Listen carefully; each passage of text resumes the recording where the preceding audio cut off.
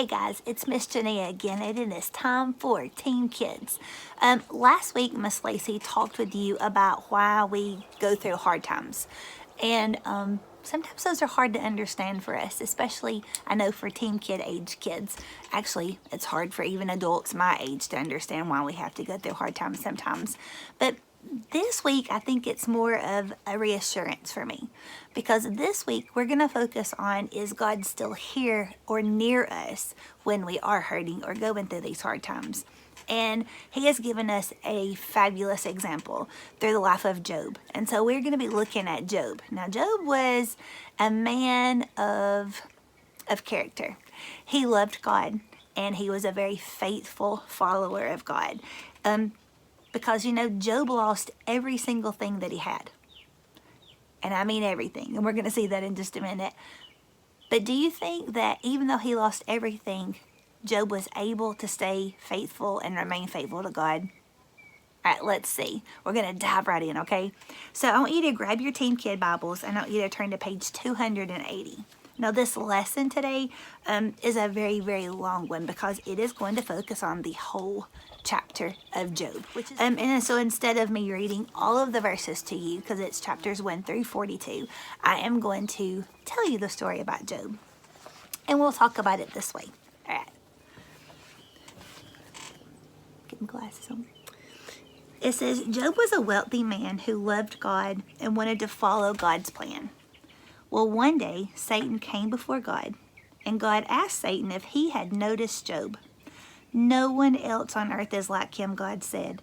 Job was an honest man. He feared God and turned away from evil. So, in a conversation, God asked Satan, hey, did you notice Job? He's faithful. He is honest. He's turning away from evil, and he is following me. And look at what Satan said to him. Job only follows you because you protect him and bless him, Satan said. But if you take everything away that Job has, he will not follow you anymore. So God gave Satan permission to take away everything that Job had. But Satan was not allowed to hurt Job. Satan sent men to steal Job's animals. He caused Job's children to die. In one day, Job lost all of his wealth and his children. But Job continued to follow God. Did you hear that? He lost everything that he had. He lost his wealth, which back then, wealth was the animals that he had, because that's how he made his money, that's how they lived, that's how they prospered. But not just that, he lost all of his children too. So it's kind of hard for us to understand this, that God would allow these things to happen. But sometimes bad things do happen to good people, and God allows suffering to happen. And even though it's hard to understand, what we have to remember is that God never leaves us. He's not left us to have to deal with it all by ourselves. He's still with us. Right, but it doesn't end there. We're not just going to end with Job losing his children and Job losing his family and losing everything that he owned. Listen to this next part. Satan came to God again, and he said, well, if Job gets sick, he will not praise you anymore. So God gave Satan permission to make Job sick. But God did not let Satan kill Job. Job became ill with sores all over his skin. Do you still have faith in God? Job's wife asked. Curse God and die. But Job said, that is so foolish. How can we accept good things from God and not trouble? All right. So he lost his children. He lost his animals, his wealth. And now God has allowed Satan to make him sick. He has sores there all over his face. Boils, they're called. And you know that they would have to hurt. Don't you think that Job probably wanted to give up at this point? Maybe so, but he didn't. He remained faithful. Even his wife was trying to get him to curse God and go against him and to give up on God.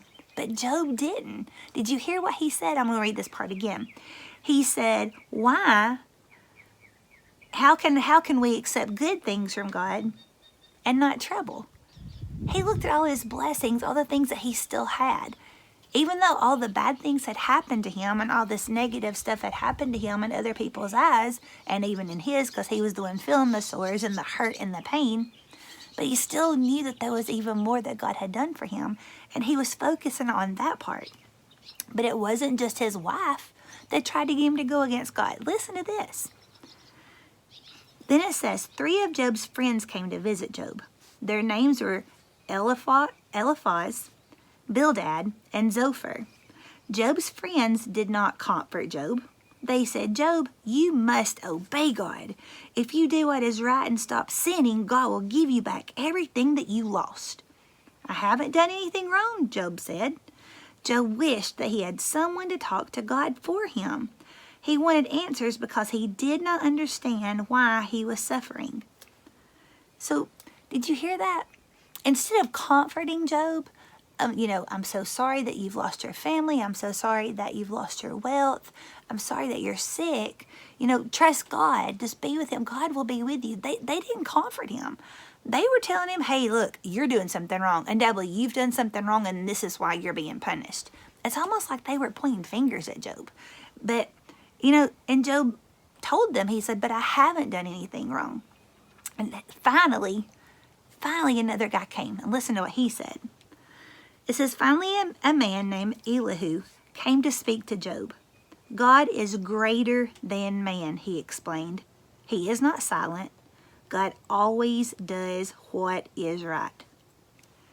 So even though all of this suffering had come to Job, there was this guy, and I'm pretty sure God sent this guy just to remind him that God is true. And God is right, and God is just, and everything he does is good. Listen to this.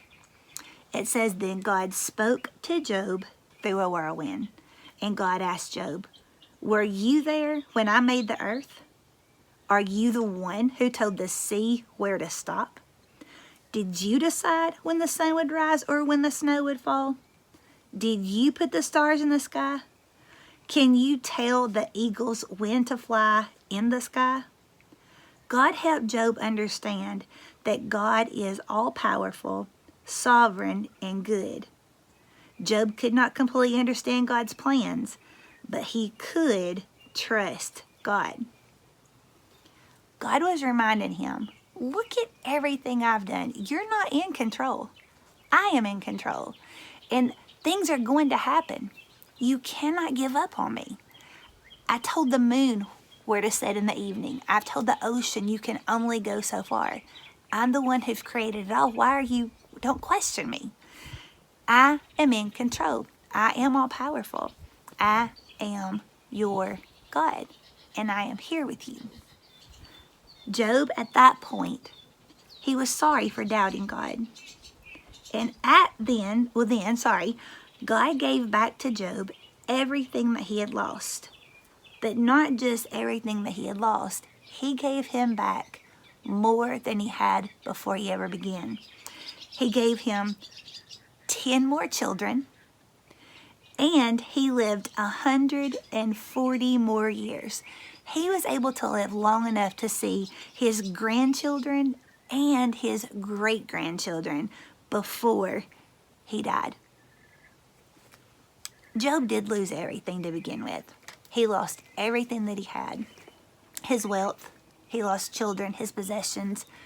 But God was still in control that whole time. And God never left him. He stayed with him the whole time. Even through that suffering, even through that hurt, God never fails. And we have to remember that. And sometimes, y'all, it is so difficult for us to understand why God would allow things to happen.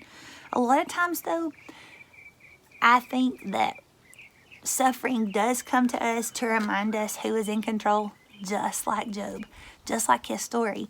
Sometimes I think we get to where when things are really, really good, we think we can handle things on our own, and we've got it all under control. Everything is going good, and we get to the point where we think that we don't even need God anymore. But sometimes I think he has to remind us that it's not about us, and it is always about him and always about his plan. And we can't see his plan. And we are not designed to even understand what his plan is, when his timing is. But one thing that we can rest assured in, and it tells us in our Bible, and we know that everything in here is true, is that he is the one in control. He made us. He created us in his image. Remember, in the image of God, he created us. And he is always with us. Even when we feel like things are falling apart, God never fails. He is the one in control. Our Bible verse for this lesson, and I wanted to read this to you, is, I have told you these things so that in me you may have peace. You will have suffering in this world. He told us right here, you will have suffering, but be courageous because I have conquered the world. That's in John 16, verse 33. He reminds us again, y'all, there's so many places in the Bible where he tells us, I'm in control. You're not in control. I'm in control. All I need you to do is trust in me. Bow your heads. Father God, Lord, I'm so thankful for this lesson today. I'm thankful for Job, and I'm thankful for his patience and his faithfulness to you. Lord, thank you for his example. Thank you for your word, and thank you for reminding us, Lord, that it's not about us, but it is always, always about you. And also thank you for reminding us that no matter what we go through, no matter what we face, we are never alone, that we are always with you. In your son's holy name I pray. Amen. Bye, guys. I hope you have a wonderful week. I love you. See you soon.